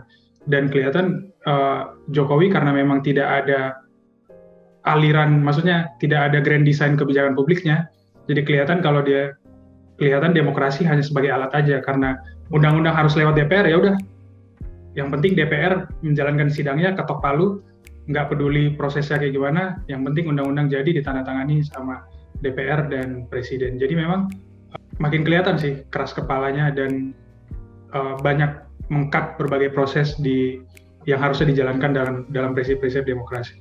Itu sih kalau menurut saya. Boleh tambah dikit Bang Res? Silakan Pastor, sebelum ke Bang Rudi ya. Oke. Ini kelemahan utamanya Jokowi. Dari gue pribadi ya, dia nggak tahu memanuver cara jalannya itu di DPR dan juga MPR. Dia masih belum, dia nggak di situ skillnya. Kalau lu bandingin Jokowi sama Abraham Lincoln, itu mereka berdua itu sama-sama mulai dengan visi yang luar biasa itu. Tapi masalahnya Abraham Lincoln itu tahu cara bermain yang baik. Banyak dari kita berpikir bahwa Lincoln itu adalah presiden yang baik, yang tulus, yang rendah hati, tapi dia enggak. Dia itu benar-benar pure politician. Hanya dia benar-benar licin, men. Dia benar-benar licin banget. Kalau lu baca buku Team of Rivals, jadi Abraham Lincoln itu sama kayak Jokowi di periode kedua. Dia rekrut semua musuh-musuhnya, rival-rivalnya di kabinetnya dia. Tapi dia nggak percaya mereka sepenuhnya. Dia selalu simpan kelemahan mereka. Ada satu anggota kabinetnya, dia efisien tapi dia baper. Jadi setiap kali dia ada konflik sama Abraham Lincoln, dia langsung ajukan surat pengunduran diri. Sekali, 2 kali, 3 kali, dia kayak gitu ulang-ulang. Sampai akhirnya Abraham Lincoln tuh muak, dia dipecat. Nah, otomatis publik kan nyalain dia. Kemudian Abraham Lincoln kasih tunjuklah semua resignation letternya ini ke publik. Jadi dia memang politician. Dan karena dia itu memang punya pengalaman di Kongres, jadi dia itu benar-benar tahu lah gimana cara Kongres itu bekerja. Kalau Jokowi itu pengalamannya cuma wali kota kan, dia nggak pernah jadi anggota DPR maupun juga MPR. Jadi dia nggak tahu gimana cara menyeimbangkan fraksi-fraksi berbeda yang ada di DPR. Jadi fakta bahwa dia berusaha menyerap dalam satu koalisi besar itu bukan jaminan, karena fraksi-fraksi kecil yang tercipta itu di dalam partai dia nggak bisa buat seimbang antara, misalnya kita kasih contoh lah, radikal Islam dengan moderate Islam. Dia buat jenderal sebagai posisi menteri agama.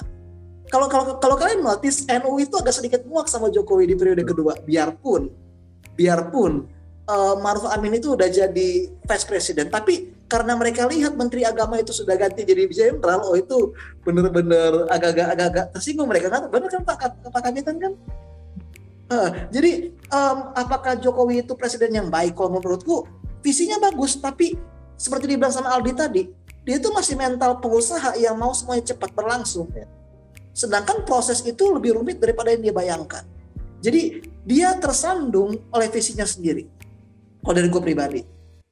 Karena dia nggak tahu gimana caranya buat tangan dia kotor tanpa ketahuan. Kalau Lincoln tahu, Abraham Lincoln itu tahu, dia cerdik banget. Cerdik sekali dia. Tapi kalau Jokowi kadang-kadang enggak. Dia sama sekali nggak aware. Oke. Thank you. Oke, thank you. Harus bisa main bersih ya. Mungkin Bang Rudi nih tadi udah bisa kita minta tanggapannya nih, Bang Rudi gimana? Iya, terima kasih. Jadi ya ini ya, kalau pebisnis itu kalau dia bicara, ini gue lakukan pekerjaan hari ini nih, terbit invoice 2 minggu lu bayar gitu. Jadi kayak gitu. Jadi bukan mungkin ya, pemahaman seseorang itu ke bisnis, dia kalau mau menjalankan suatu bisnisnya itu ada targetnya itu memang singkat. Jadi apa yang dilakukan yang tadi disampaikan oleh Bro Aldi dan Pendeta Yohanes itu ya memang benar, situasinya memang seperti itu saat ini. Nah, kita lihat Omnibus Law dulu ya. Jadi di Omnibus Law itu saya dapat Omnibus Law itu yang 1028 halaman. Saya nggak tahu teman-teman dapat yang berapa halaman ya. saya belum baca sampai habis. Belum ini masih baca di halaman sekian, mentok lagi balik ke yang pertama karena masih belum nempel. Tapi di Omnibus Law itu dia ada 11 klaster. Jadi yang mulai dari penyederhanaan perizinan tanah, kemudian persyaratan investasi, ada yang ketiga itu ketenaga kerjaan yang heboh sampai demonya itu mulai dari bapaknya demo, anaknya demo, istrinya demo, ikut demo itu yang ketiga. Terus yang keempat itu kemudahan untuk perlindungan UMKM, yang keempat kemudahan untuk berusaha, itu yang ada di klaster ya. Kemudian dukungan riset inovasi yang keenam, lalu administrasi pemerintahan juga ada di sana, lalu ada pengenaan untuk sanksi-sanksi ya, kalau misalnya pekerja itu sanksinya seperti apa. Lalu ada pengendalian lahan, kemudahan proyek pemerintah dengan kawasan ekonomi khusus. Nah, jadi kita lihat yang demo waktu Omnibus Law itu luar biasa ya. Saya kena impact-nya juga dari demo Omnibus Law ini. Tapi ya karena situasinya waktu itu mereka demo ini ya, baik-baik. Mereka menuju ke gedung DPR, menyampaikan aspirasinya, tetapi ternyata ya kita lihat ya, akhirnya kok terjadi tembakan, terus orang yang mengikuti demo dihajar sampai luka kepalanya, bahkan ada yang sampai pingsan, diinjak-injak oleh pihak berwenang gitu. Jadi sesuatu yang tidak sedap dilihat, tidak enak dipandang gitu. Sesuatu yang sebenarnya undang-undang Omnibus Law ini kan sifatnya kan, kalau menurut Pak Jokowi yang langsung menyampaikan setelah demo itu kan, ini untuk kesejahteraan rakyat kan, sebenarnya kalimatnya beliau itu. Tapi kenapa tidak menterinya saja yang menyampaikan di awal, sosialisasi dulu? Kita kan kalau mau membuat kebijakan publik itu pasti kan ya kita cari formulanya seperti apa lah. Jadi kalau menurut salah seorang profesor dari Pittsburgh University di Amerika ya, William Dunn itu adalah profesor yang banyak menulis buku tentang kebijakan publik dan dipakai oleh seluruh negara saat ini. Ide-idenya dia itu brilian. Nah, kenapa jadi muncul pertanyaan ini dari pemerhati kebijakan publik, kenapa Pak Jokowi tidak meminta bantuan ahli-ahli kebijakan publik yang ada di Indonesia, mulai dari yang sarjana, master, dokter, bahkan ada yang profesor juga, untuk membantu beliau untuk menyusun, misalnya ada nih draft tentang Omnibus Law, Undang-Undang Cipta Kerja ini. Kan semua orang bisa memberikan pendapat, tanggapan. Kita kan negara demokrasi ya, negara demokrasi itu kesempatan untuk menyampaikan pendapat itu bisa dengan mudah. Apalagi sekarang kita sudah punya teknologi, lalu presiden itu tidak seperti presiden-presiden sebelumnya, punya staf kepresidenannya banyak, bahkan ada kepala stafnya, staf-staf khusus yang milenial bahkan ada. Ya, mereka bisa saja harusnya bikin suatu website khusus. Oke, semua orang yang ada ide apa ini undang-undangnya seperti ini, disosialisasi lah dulu, sosialisasi. Namanya juga kalau kita mau buat sesuatu kan kita harus merumuskan masalah dulu ya. Presiden Soekarno saja merumuskan masalah, merumuskan proklamasi itu kan lumayan butuh waktu juga kan. Tapi karena situasi dan kondisi, dia ingin menyuarakan hati rakyat, ingin bahwa Indonesia merdeka itu, ya akhirnya proklamasi itu keluar. Tapi kan perumusan masalah itu ada gitu. Itu harusnya dibuat gitu. Formulasi kebijakannya seperti apa, harusnya bikin peramalan dulu. Kalau saya mau membuat kebijakan seperti ini, Omnibus Law, dampaknya apa sih buat masyarakat itu? Apakah menyusahkan atau malah membuat masyarakat menjadi sejahtera? Nah, yang ketiga yang lupa tuh rekomendasi. Yang tadi Bang Aldi bilang pengen cepat-cepat ya, pengen cepat-cepat supaya keluar gitu. Nah, rekomendasi yang beliau dapatkan itu dari mana gitu? Kalau rekomendasinya misalnya hanya dari pebisnis tanpa meminta pendapat dari buruh juga salah. Jadi harusnya rekomendasi itu ada. Nah, setelah sudah muncul semua rekomendasi, pemantauan lah di lapangan. Beliau kan ahli dalam bidang belusukan. Presiden-presiden kita yang belusukan itu selain Presiden Soekarno, Presiden Soeharto kan jago-jago belusukan itu. Lalu Pak Jokowi itu kan jago-jago belusukan. Ya. Kalau jago-jago dalam ahli strategi ya Pak Presiden SBY dulu, lalu ahli dalam bidang teknik ya Presiden Habibie. Kalau untuk ya bisa menggait hati ibu-ibu ya Ibu Megawati juga bagus karena dia sebagai ketua partai kan waktu itu. Jadi ya, kita lihat harusnya pemantauan dulu dilakukan. Nanti baru dilakukan penilaian kebijakan. Jadi yang Omnibus Law itu, jadi orang beranggapan bahwa sesuatu yang ditampilkan tanpa ada sosialisasi. Harusnya sosialisasi dulu. Sosialisasi, minta pendapat semua pihak, ahli-ahli didatangkan. Bila perlu dirembuk dulu, jangan langsung digeber. Nih, saya bikin kebijakan, kamu harus ikuti. Biasanya kalau kebijakan begitu kan, ya namanya juga kita punya Pancasila. Ya, kalau dulu kan kita punya garis-garis besar haluan negara. Saya masih mendapatkan pada saat sekolah itu kami diberikan penataran P4. Penataran P4, kemudian GBHN disampaikan. Jadi sebenarnya semuanya berpatokan kepada Pancasila, Bhinneka Tunggal Ika itu. Jadi Omnibus Law itu sesuatu yang dalam tanda kutip mencoreng kebijakan yang dilakukan atau kebijakan pemerintah saat ini. Jadi yang mencoreng juga nama Pak Jokowi saat ini. Yang kedua untuk corona. Corona ini kalau dari awal Indonesia mempunyai kebijakan corona yang tumpang tindih. Waktu itu kita chain of command-nya belum begitu top banget dibandingkan negara lain, misalnya Korea Selatan, lalu Cina, the best sekali Cina tuh. Dia untuk awal mula itu dia kaget, tapi dia langsung cepat bergerak. Dia bisa membangun rumah sakit khusus corona hanya dalam jangka waktu berapa hari? 10 hari ya, dari 14 hari yang harusnya target mereka. Lalu dia menyiapkan APD untuk semua tenaga kesehatannya, itu APD-nya APD yang tepat. Nah kita begitu pas situasinya seperti itu, wah polemik lah. si Menteri A menyampaikan ini bercanda gitu, si Menteri B menyampaikan ini, ya. Jadi seolah-olah orang yang tidak ahli dalam bidang itu semuanya berbicara gitu. Harusnya kan kita berilah kesempatan kepada orang yang sudah sekolah, yang ahli dalam bidang itu. Biarlah dia yang berbicara, dia yang akan memberikan saran kepada presiden, dan presiden nanti sebagai pimpinan atau kepala negara yang akan mengambil keputusan dari semua, ya. Ahli tadi Bu Aldi katakan, ahli epidemiologi di Indonesia sedikit, banyak banget.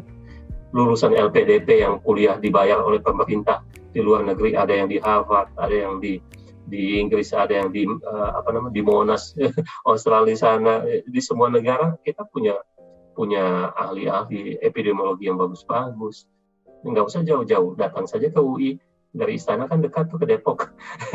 Jadi bisa minta pendapat profesor-profesor ahli epidemiologi untuk membantu bagaimana sih untuk penyakit seperti ini yang menurut Pak Menteri Kesehatan self-limiting disease itu bisa kita tanggulangi lah. Kenapa banyak petugas medis seperti dokter, perawat yang meninggal karena terdampak corona, APD-nya kurang. Saya punya teman-teman yang sampai saat ini mereka masih bertugas di Wisma Atlet. Jadi salah satunya Kolonel Arif, Dr. Arif. Kemarin saya pasti sempat telepon dengan beliau menyampaikannya. Jadi dia itu sampai rela tidak pulang ke rumah hanya untuk bekerja standby di Wisma Atlet. Kalaupun pulang kan ya dia bertemu anak istri di rumah kan, agak sulit dia nanti pas kembali lagi harus protokolnya seperti apa. Jadi mereka di sana tuh ya memang betul-betul orang pilihan yang betul-betul mengabdikan dirinya untuk negara gitu. Mereka Pak Jokowi sih memberikan apresiasi ke mereka sih, tapi jangan lupa bahwa kebijakan-kebijakan yang dibuat itu harusnya pro ke mereka juga.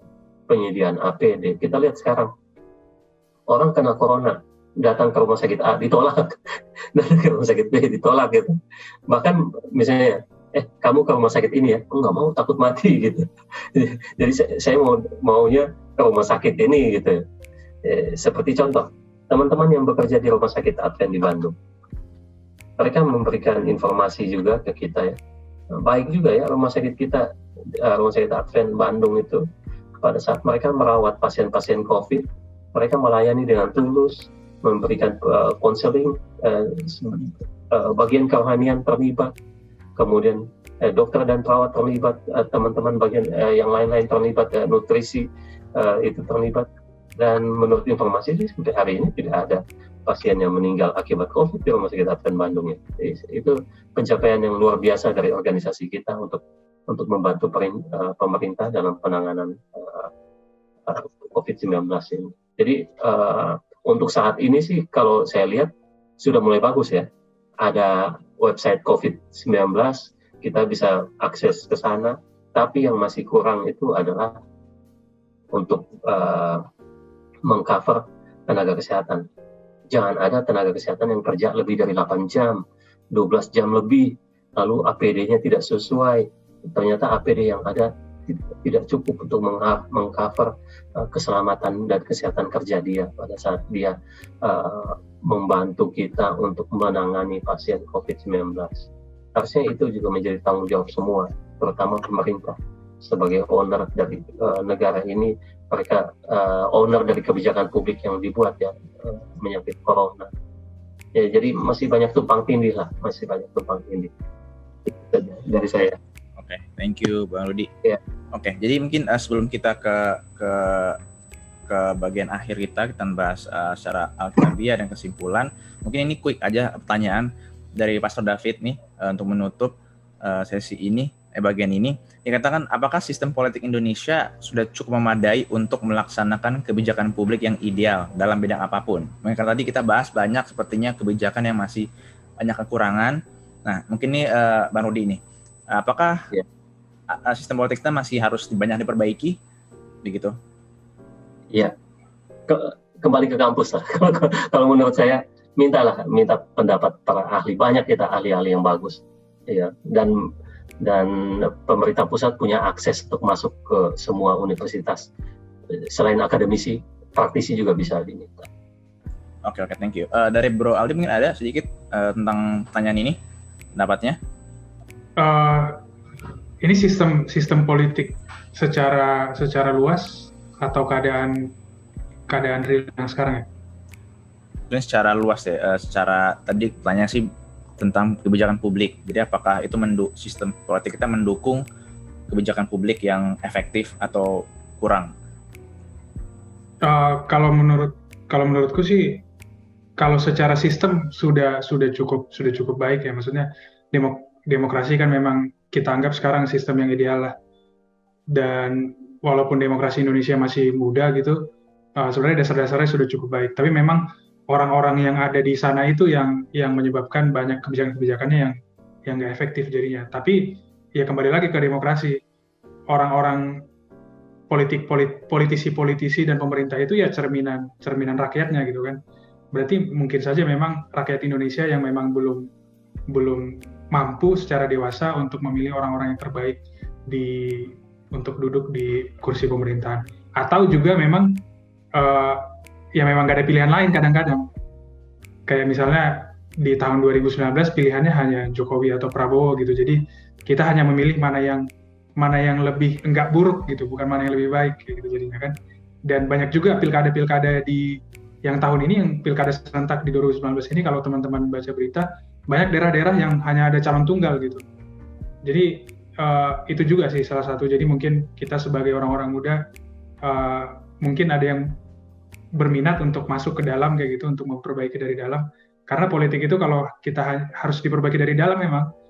Kalau kita hanya dari luar aja dan orang-orang itu aja yang ada di dalam, ya bakal kayak gitu aja. Dan juga yang kedua, karena demokrasi kita juga kan masih muda, orang-orang yang di dalam itu ya masih sama-sama aja sama orang-orang yang dari Orde Baru kayak gitu kan. Misalnya Wiranto, Prabowo, pebisnisnya juga masih pebisnis dari Orde Baru. Jadi memang banyak akhirnya kebijakan-kebijakan publik yang walaupun sistemnya udah demokrasi, tapi hasil-hasil kebijakannya masih mencerminkan gaya-gaya Orde Baru. Jadi kalau menurut saya sistemnya sudah bagus, tapi memang orang-orangnya dan gaya berpolitik di Indonesia yang menyebabkan banyak hal-hal yang buruk sih. Oke, thank you. Nah, silakan Mas David ya. Sedikit karena tadi itu yang saya tanyakan, karena diskusi kita mengharapkan hal yang ideal. Tapi seringkali implementasi sistem politik kita tidak seperti yang ideal. Tadi Bang Rudi sampaikan, kembali ke kampus, seringkali memang ideal itu kita temukan dalam kampus. Tapi kalau kita baca di salah satu media atau di banyak media, kebanyakan yang banyak berbicara bukan pihak kampus, pihak parlemen. Orang-orang yang bisa dengan mudah mengatakan kata takbir, lalu kemudian pakai toa, itu yang lebih didengar oleh masyarakat yang lebih pragmatis zaman sekarang.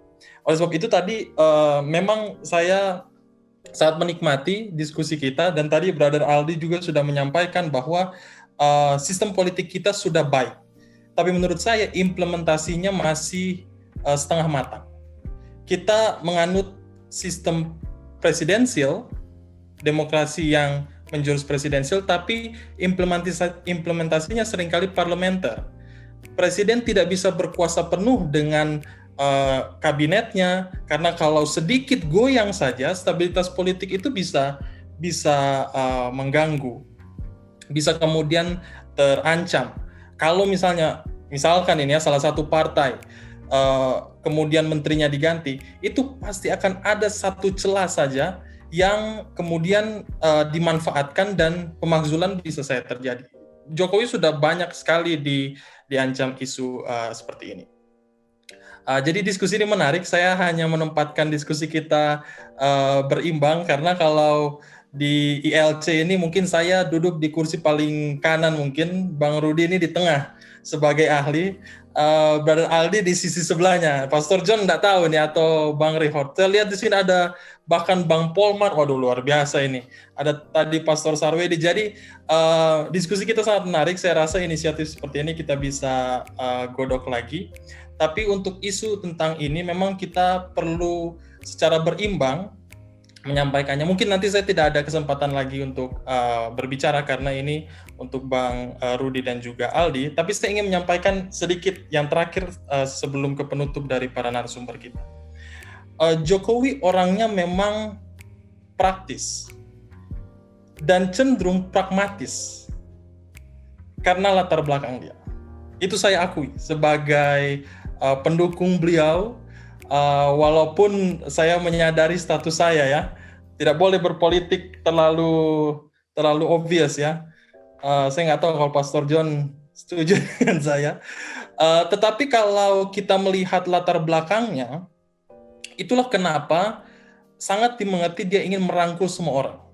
Bahkan santer terdengar partai yang beroposisi keras dengan dia, PKS, lalu juga Ormas FPI itu mau dirangkul. Dengan tujuan untuk dia dapat mengimplementasi semua kebijakan publiknya yang tentunya patut kita kritisi. Itu latar belakangnya. Saya ingin menyeimbangkan ke arah yang mungkin lebih positif atau ke arah yang lebih optimis dari dia. Sosok Jokowi adalah salah satu dari 2 presiden yang kita pilih secara demokratis. Dan pada akhirnya kita bisa bandingkan dengan presiden sebelumnya. Saya memiliki keyakinan setelah Jokowi akan banyak presiden-presiden yang lebih baik. Saya rasa kita tidak bisa membandingkan terlalu banyak beliau dengan Soekarno, dengan Soeharto, karena ordernya berbeda. Tapi saya percaya kita bisa melihat kebijakan publik masing-masing. Setelah Jokowi, saya yakin dan percaya akan lebih banyak gubernur, akan lebih banyak pemimpin-pemimpin daerah yang dikaji, yang dikritisi, yang betul-betul dievaluasi. Dulu tidak ada. Dulu semua gubernur itu mau suka-sukanya mereka saja. Dan itu bahkan terlihat dari zaman periode Pak SBY, bahwa tidak terlalu semangat para pejabat publik itu memiliki keinginan untuk melayani publik. Dan kemudian kalau kita melihat ada second term curse. Ini yang terakhir saya ingin sampaikan. Second term curse ini adalah bagian yang bisa kita lihat dari Indonesia dan Amerika. Mungkin 2 negara demokrasi terbesar ini yang kemudian menganut 2 term, karena banyak seperti Filipina tidak menganut itu. Tidak ada incumbent di Filipina atau di negara lainnya. Tapi second term curse ini dirasakan oleh Jokowi. Dan saya yakini itu terasa. Karena second term curse, kutuk term kedua, itu tidak dapat dilepaskan, terlebih ketika dia bukan orang partai politik. Bukan orang partai politik. Barack Obama pun seperti itu. Terlihat dia lebih powerful di periode pertama daripada periode kedua. Jadi ada sisi positif dari Jokowi. Saya lebih mengambil itu. Tapi kalau mungkin saya terdengar lebih optimis dari yang lainnya, saya rasa itu adalah warna dari diskusi kita. Tapi saya percaya bahwa Indonesia akan lebih baik setelah Jokowi. Dan ketika Indonesia lebih baik, itu mungkin pertumbuhannya yang kita harapkan lebih tinggi, tapi sebenarnya tidak terlalu tinggi. Tapi at least ya tumbuhlah sedikit. Dari berbagai bidang ya, dari berbagai bidang. Terlebih juga, saya ingin mengutip Prof. Mahfud, seringkali kita melihat pilihan yang mungkin banyak sekali jahatnya, tapi mari kita pilih pilihan yang paling sedikit jahatnya. Semua orang pasti jahat. Dan ini saya amati ketika periode kedua pemilihan tahun 2019. Sama, Jokowi versus Prabowo. Terus orang banyak menyerukan oposisi. Memang kalau pilihannya sama ya, apalagi yang mau dilihat ya, kalau misalnya buruk-buruknya semuanya bisa kita lihat. Tapi pilihlah dari yang paling sedikit jahatnya. Karena semua orang di dunia ini ada sisi buruknya. Itu saja sedikit. Thank you. Oke, mantap sekali. Thank you, Pastor David. Oke, kini kita harus langsung simpulkan. Terakhir dari Pastor John nih, apakah ada hal yang bisa kita ambil dari Salam Alkitabiah mengenai partisipasi kita orang Kristen atau orang Advent mengenai hal ini? Karena kelihatan kita punya pandangan-pandangan berbeda tentang kebijakan publik pemerintahan. Ada yang setuju, ada yang nggak setuju. Menurut Pastor, gimana partisipasi kita, apalagi di sosial media atau cara publik? Apakah kita harus open up, kita harus berani, atau kita harus lebih reserve, lebih hati-hati? Menurut Pastor gimana? Kalau secara alkitabiah sih jawaban gue simple ya. Jangan berharaplah sama dunia politik. Tadi kan David bilang kan bahwa masih ada pemimpin-pemimpin lebih baik lagi. Kalau menurut saya sih nanti 2024 ini lebih barbar lagi nanti pemilihan. Apalagi terutama dengan banyaknya kandidat yang oke-oke ya. Kalau kita bicara tentang Ganjar, terus tentang Risma, tentang Anies, dan mereka ini seringkali ditunjukkan sebagai kesatria putih yang akan menyelamatkan Indonesia. Tapi pola yang sama itu pasti terjadi lagi. Kalau menurut gue pribadi itu pasti terjadi lagi. Kalau yang 2014 aja sudah Kang Emil juga, oke. Nah banyak sekarang nih mereka sekarang lagi bangun image, ya kan Pak Rudi kan setiap dari mereka itu sekarang lagi bangun image sekarang. Dan sama kayak Jokowi, image itu ditampilkan begitu sempurna di awal. Tadi kan kalau dibilang sama sama si David kan choose yang kita harus pilih yang lesser evil. Tapi kalau menurut gue sih kita pilih yang konsisten. Kalau menurut gue ya, yang konsisten dalam kejelekannya dan juga konsisten dalam keburukannya. Karena itu lebih stabil dia. Nah, Barack Obama masa kedua itu mungkin dia lebih lemah ya secara partisan itu dia lemah memang. Tapi dia tetap konsisten dari pandangan dia mengenai kesehatan. Ya kan Pak Rudi kan soal Obamacare-nya dia konsisten. Terus soal pandangannya mengenai LGBT dia konsisten. Ketetapannya dia itulah yang justru menjadi penghalang, menjadi perpecahan bagi yang lain. Jadi kita punya banyak calon kan, ada Ganjar, ada Kang Emil. Mungkin kita sebagai orang Advent ya kita harus berusaha untuk melihat mereka apa adanya. Jangan mau terbuai sama framing media. Nah ini framing media ini yang bahaya. Jangan mau terbuai sama forward WA seperti itu. Harus kritikal. Dulu waktu Hitler naik menjadi kanselir Jerman, oh dia didukung sama orang Advent karena dia nggak merokok, anti porno, vegetarian. Gimana bayangin coba kalau ada orang calon presiden kita kayak gitu, anti porno, nggak merokok, vegetarian, kita pasti pilih dia nggak?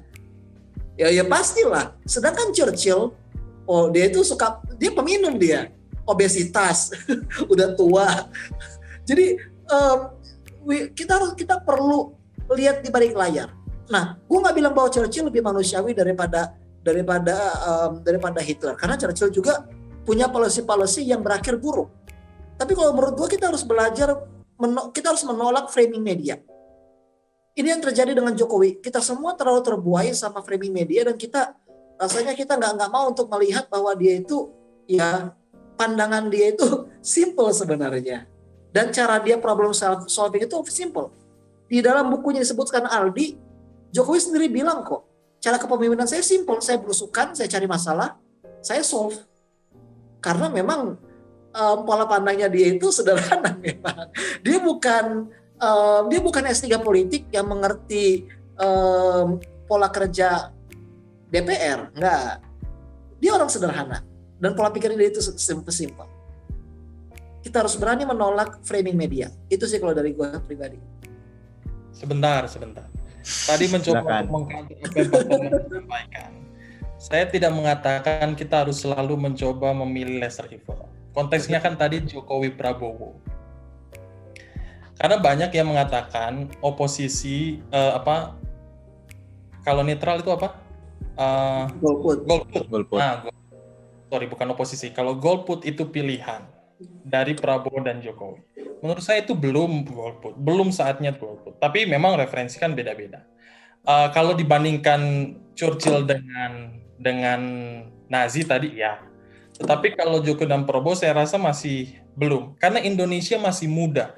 Kita belum bisa berpikir tentang Jerman dan Amerika yang politiknya masih ideal dan lebih dahulu, lebih tua dari kita. Oleh sebab itu saya percaya bahwa konsep lesser evil dari segi ini kalau keagamakan susah memang. Saya rasa susah kalau ke Alkitabiah. Tapi yang saya bisa usulkan adalah bagaimana kita tetap kritis sebagai orang muda. Saya rasa Aldi ini kalau terus tertarik dengan politik bisa juga maju jadi salah satu anggota DPR. Saya tidak tahu. Mungkin nanti bisa konsultasi dengan Bang Rudi. Tapi yang saya ingin tanamkan adalah dan tadi melengkapi ya Pastor John sampaikan, tapi saya hanya mengkoreksi bukan dalam konteks yang lain, tapi hanya dari konteks tadi 2019, dan mengingat bahwa kita berada di lingkungan politik yang berdosa. Kita tetap, saya setuju, tidak boleh berharap terlalu tinggi, terlalu besar. Tapi perlu kita lihat sisi positif dan negatifnya dari sisi yang kritis, dari pandangan yang kritis. Oleh sebab itu, Lincoln, tadi Pastor John sampaikan, Lincoln dia tidak 2 term, dia 1 term saja. Tapi dari 1 term dia kan? 2 term Lincoln, tapi term kedua dia dibunuh. Dia dibunuh. Tapi tidak sampai seperti Jokowi sekarang kan? Dia akhirnya ada dibunuh, di-assassin. Jadi, kalau kita melihat memang perlu dari sisi kritis, tapi kita tetap harus objektif, mengingat negara Indonesia masih memiliki demokrasi yang panjang, umur yang panjang. Kita kan negara baru ya, 75 tahun. Itu saja. Thank you. Oke. Thank you. Oke, jadi kita akan masuk ke kesimpulan. Udah banyak kita bahas. Mungkin kalimat kesimpulan dari Bro Ali dan juga dari Bang Rudi. Mungkin kita mulai dari Bro Ali dulu. Silakan, Bro. Oke. Kalau dari saya sih kesimpulannya, Jokowi memang kita nggak bisa pungkiri orang yang hebat. Belum pernah kalah pemilu dalam 9 tahun dari wali kota ke presiden gitu. Tapi memang kita harus kembali memanusiakan Jokowi lagi sih. Kita mungkin di awal-awal menganggap Jokowi ini sebagai juru selamat, satria piningit gitu kan, yang nggak punya celah harapan baru gitu. Tapi memang kembali lagi sebagai negara demokrasi, memang ya nggak ada pemimpin yang sempurna, dan tugas kita juga sebagai rakyat untuk mengkritisi kebijakan pemimpin, siapapun pemimpinnya, apakah yang kita pilih atau yang nggak kita pilih. Terus demokrasi kita juga tadi yang dikatakan Pendeta David masih muda. Memang sekarang demokrasi kita masih sekedar sebagai demokrasi prosedur. Jadi memang secara prosedur memang demokrasi, tapi secara prinsip memang kita masih terbawa oleh Orde Baru dan kebiasaan-kebiasaan lama kita. Jadi memang kita harus tetap memupuk ini supaya lebih berkembang lagi, demokrasinya menjadi lebih dewasa. Dan itu ada di tangan kita masing-masing sebagai masyarakat, karena pemimpin di negara demokrasi adalah cerminan dari rakyatnya. Jadi memang di beberapa tahun terakhir, anak-anak muda, masyarakat umum udah lebih melek lagi politik, lebih melek lagi untuk mengkritisi kebijakan publik. Inilah yang harus kita jaga ke depannya. Itu dari saya. Oke, terima kasih banyak Bro Aldi. Dari Bang Rudi nih, kata-kata kesimpulan. Silakan Bang.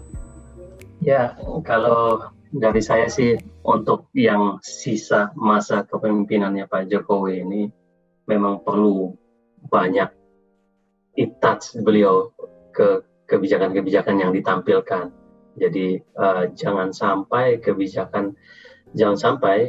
menjelang beliau nanti selesai masa kepemimpinannya, itu bahkan akan menjadi bumerang buat dia nanti di akhir masa kepemimpinannya.